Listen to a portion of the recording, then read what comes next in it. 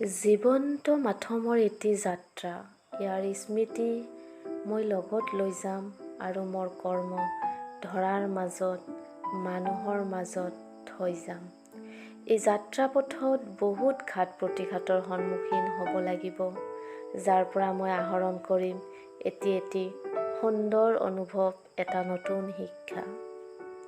মই নীলোফা ইয়াছমিন, আজি লৈ আহিছোঁ মনৰ কথাৰ দ্বিতীয় খণ্ড। আপোনালোকে যদি মনৰ কথাৰ প্ৰথম ভিডিঅ'টো চোৱা নাই, অনুৰোধ থাকিল ভিডিঅ'টো এবাৰ শুনিব।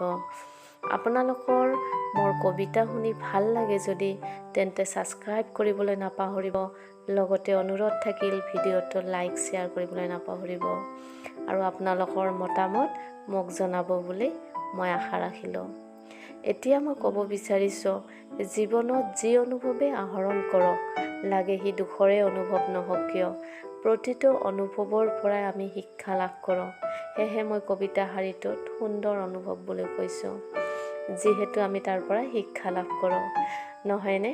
কোনোবাই হয়তো ভাবিব পাৰে যে দুখত কাতৰ হৈ যি অনুভৱ পাওঁ সেইটো আকৌ সুন্দৰ কেনেকৈ হ'ব পাৰে, কিন্তু অনুভৱ দুখৰ হ'লেও অভিজ্ঞতা আমি বহুত অৰ্জন কৰোঁ।